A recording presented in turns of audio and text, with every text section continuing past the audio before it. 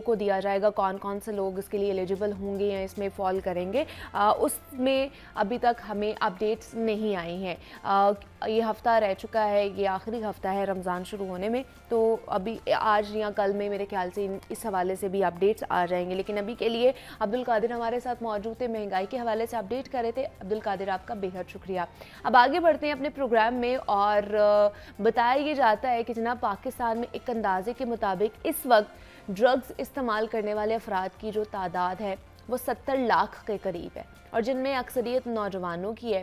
پہل نوجوان دیکھا دیکھی یا بطور فیشن سگریٹ پینا سٹارٹ کرتے ہیں, اس کے بعد یہ بات نسوار پہ یا چرس پر آ جاتی ہے, اور یہی سے ان کا تباہی کا زینہ شروع ہوتا ہے.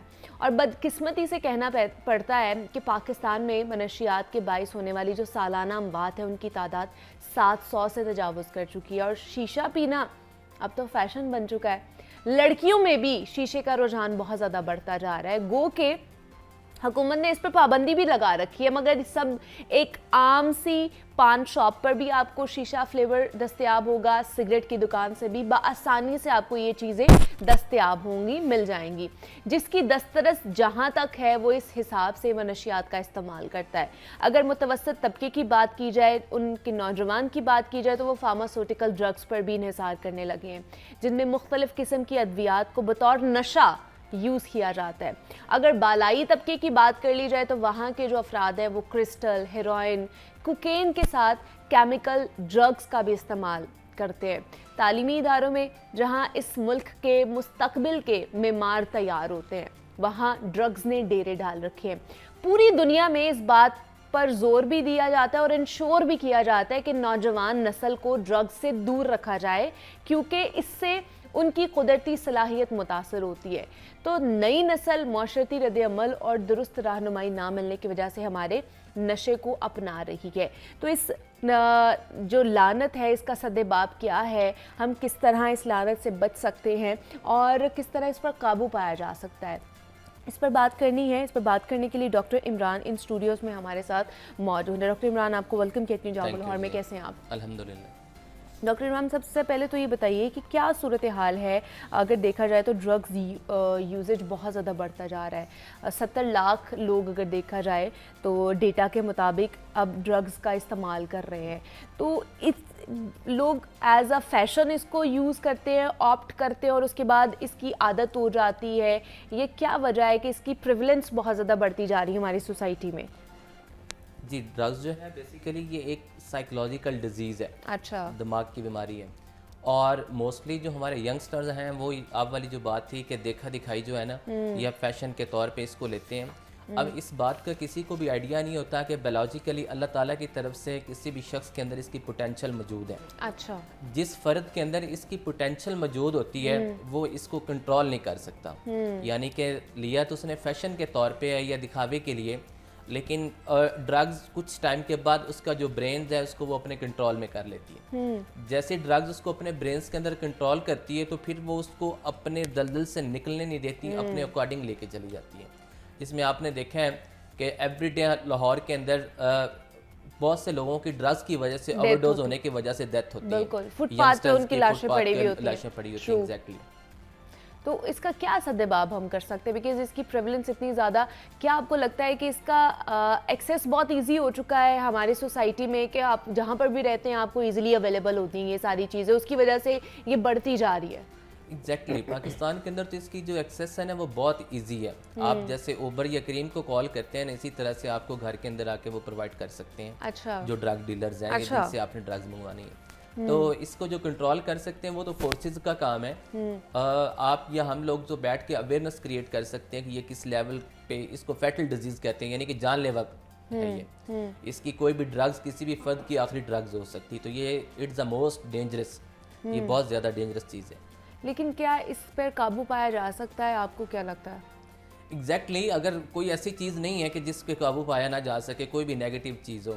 اس کے لیے پاکستان لیول پہ جو ہماری فورسز ہیں ان کو کام کرنا ہوگا، نیشنل لیول پہ، انٹرنیشنل لیول پہ، پھر ہی کر سکتے ہیں، باقی کسی اور کے بس کی بات نہیں ہے۔ اب ڈرگز میں بھی تو ڈفرینٹ چیزیں آ چکی ہیں نا، جیسے میں نے بات کی کہ کچھ لوگ ہیں وہ فارماسیوٹیکل ڈرگز کے اوپر انحصار کرتے ہیں، کچھ اس سے اور جو باقی طبقے کے لوگ ہیں وہ کوکین پی رہے ہیں، وہ اس کے علاوہ آئس بھی پی رہے ہیں، ڈفرینٹ جو قسم کی نشے ہیں وہ کر رہے ہیں۔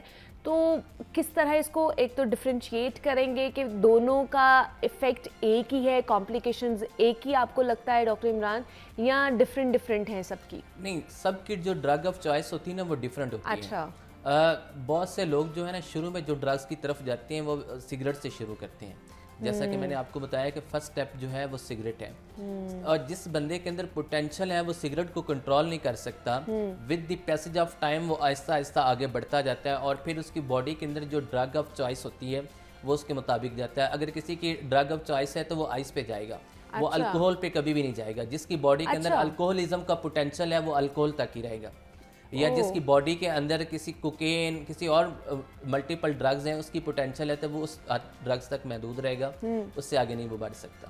تو یہ اللہ تعالیٰ کی طرف سے انسان کی باڈی کے اندر اس کے پوٹینشل رکھی ہوتی ہے، جس فرد کی پھر جو ڈرگ آف چوائس ہوتی ہے وہ اس تک ہی محدود رہتا ہے، اس تک ہی محدود رہتا ہے۔ لیکن کیا جو افراد نشے کا شکار ہو چکے ہیں انہیں ہم نارمل بنا سکتے ہیں، نارمل بیک ٹو لائف انہیں لے کر آ سکتے ہیں کہ نہیں لے کر آ سکتے؟ بالکل لے کے آ سکتے ہیں۔ جیسے میں نے آپ کو بتایا نا کہ یہ ایک ڈیزیز ہے اور سائیکولوجیکل ڈیزیز ہے، دماغ کی ایک بیماری ہے۔ اس کے لیے پروفیشنلز موجود ہیں، ریہیبلیٹیشن سینٹرز موجود ہیں۔ آپ کا کوئی بھی لو ون یا سوسائٹی کے اندر آپ کو کوئی فرد ایسا نظر آتا ہے یا آپ کے ارد گرد میں، تو آپ ان کو پروفیشنلز کی طرف لے جائیں۔ جیسے ہمیں کوئی بھی دوسری ڈیزیز ہو تو ہم ڈاکٹرز کی طرف جاتے ہیں، یہ بھی ایک سائیکولوجیکل ڈیزیز ہے، اور اس کے لیے آپ جب پروفیشنلز کے پاس جاتے ہیں، ڈاکٹرز کے پاس جاتے ہیں، جو اچھے ریہیبلیٹیشن سینٹر ہیں وہ اس کے اوپر بہت اچھے کام کر رہے ہیں، اور ایکٹیولی اس کے اوپر ان کی پراپر فوکس ہے، اور اس میں کسی بھی فرد کو اس بیماری سے واپس لانے میں وہ بہت اہم کردار ادا کر رہے ہیں۔ ایک کردار تو ادا کر رہے ہیں، ہم انہیں اپریشیٹ بھی کرتے ہیں، بٹ دا پوائنٹ از کہ بہت سے ایسے میں نے کیسز دیکھے ہیں جو ایڈکٹ ہوتے ہیں، ڈرگس کے ایڈکٹ ہوتے ہیں، وہ لوگ جاتے ہیں ریہیب لینے، واپس آتے ہیں تو دوبارہ سے کچھ عرصے بعد وہ دوبارہ سے وہی چیزوں میں انوالو ہو جاتے ہیں۔ بیسیکلی اس کو ریلیپسنگ ڈیزیز کہتے ہیں۔ اچھا، اس میں ریلیپس ہونا بیماری کا حصہ ہے، لیکن جو اچھے ریہیبلیٹیشن سینٹرز ہیں وہاں پہ اس کے اوپر بہت ریلیپ زیادہ ہونا چانسز ہیں کہ اگر کوئی بھی ریہیب ہو کے آئے گا تو وہ دوبارہ سے اس سائٹ پر جا سکتا ہے؟ جی، اس کے چانسز ہیں، اگر وہ پروفیشنلز کے پاس نہیں ہیں، پراپر وہاں پہ ڈاکٹر، سائیکیٹرسٹ اور سائیکالوجسٹ نہیں ہیں، تو اس کے چانسز ہو سکتے ہیں کہ وہ دوبارہ جا کے ریلیپس کر جائیں۔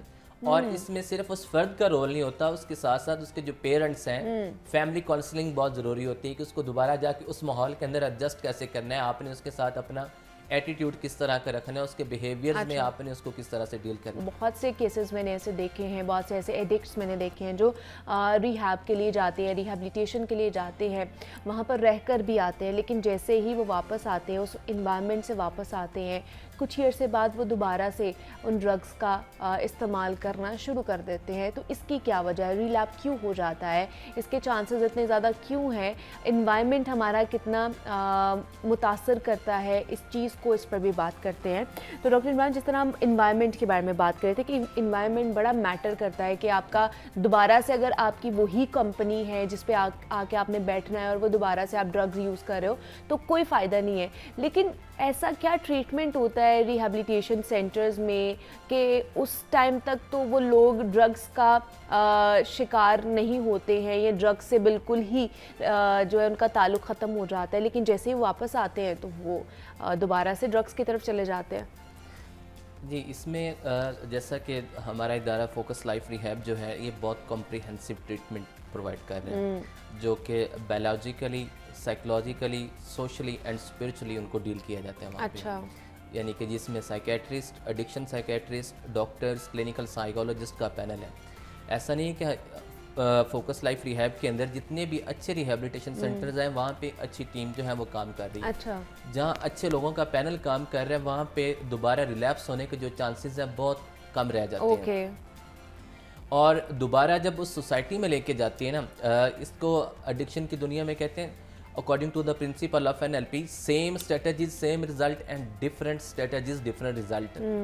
جیسے جس فرد کا ٹریٹمنٹ ہو رہا ہوتا ہے اس کے ساتھ ساتھ جو اچھے ریہیبلیٹیشن سینٹرز ہیں وہ پیرنٹس کو بھی آگاہی فراہم کر رہے ہوتے ہیں, ان کے بھی ٹریننگ سیشنز کر رہے ہوتے ہیں کہ آپ نے اب آفٹر ٹریٹمنٹ آپ نے دوبارہ اس بچے کو ڈیل کس طرح سے کرنا ہے, اس دوسرے انوائرمنٹ سے کس طرح سے بچانا ہے. اس کو کسی بھی طرح کا کوئی سائیکولوجیکل سٹریس ڈپریشن آتا ہے, اس میں آپ لوگوں نے دوبارہ سے ایک فالو اپ کنسیپٹ دیا جاتا ہے ان کو کہ آپ نے ان کو پراپر فالو اپ پہ لے کے آنا ہے. تو جو اچھے ریہیبلیٹیشن سینٹر ہیں, جب فالو اپ پروسیس آپ کمپلیٹ کرتے ہیں تو کسی بھی شخص کو آپ دوبارہ کامیاب ہونے میں روک نہیں سکتے. وہ ایون کہ کسی بھی طرح کا کوئی ڈرگز نہیں لیتا, سگریٹ بھی چھوڑ دیتا اور ایک اچھی اور شاندار لائف کی طرف گامزن رہتا ہے. لیکن یہ ٹائم پیریڈ کتنا ہوتا ہے ریہیبلیٹیشن کا؟ ادھر کتنے پیشنٹ جو ہیں وہ کتنی دیر وہاں پر ٹھہر سکتے ہیں؟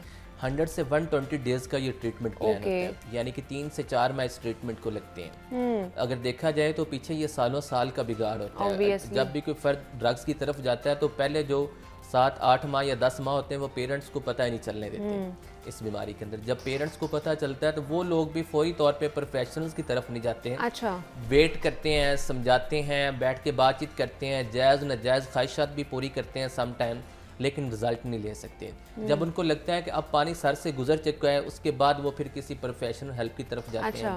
ایکچوئل میں ہمارے ہاں نا بہت نیگیٹو متھ بن چکی ہے ریہیبلیٹیشن سینٹر کے بارے میں بھی. اس کے اوپر میں بات کرنا ضروری سمجھتا ہوں, کیونکہ بہت سے لوگ کہتے ہیں کہ وہاں پہ ایسے ادویات کھلائی جاتی ہیں کہ اس ٹائم تو وہ کام کر جاتی ہے, لیکن جیسے آپ باہر آتے ہیں تو وہ ادویات نہیں ہوتی ہیں, وہ اس طرح کی انجیکشنز نہیں لگائے جاتے ہیں, تو دوبارہ سے آپ اپنی اسی دنیا میں آ جاتے ہیں اور ڈرگس کا یوزیج بڑھ جاتا ہے. نہیں ایسا نہیں ہے. اس میں جو پنجاب ہیلتھ کیئر کمیشن ہے نا, انہوں نے بہت زیادہ اس کے اوپر سختی ہے. جو رجسٹرڈ ادارے ہیں پنجاب ہیلتھ کیئر کمیشن سے, ان کی جو پروفیشنلز ٹیم آتی ہیں جس میں ڈاکٹرز آتے ہیں, وہ آ کے چیک کرتے ہیں 1-to-1 پیشنٹس کی پوری فائل.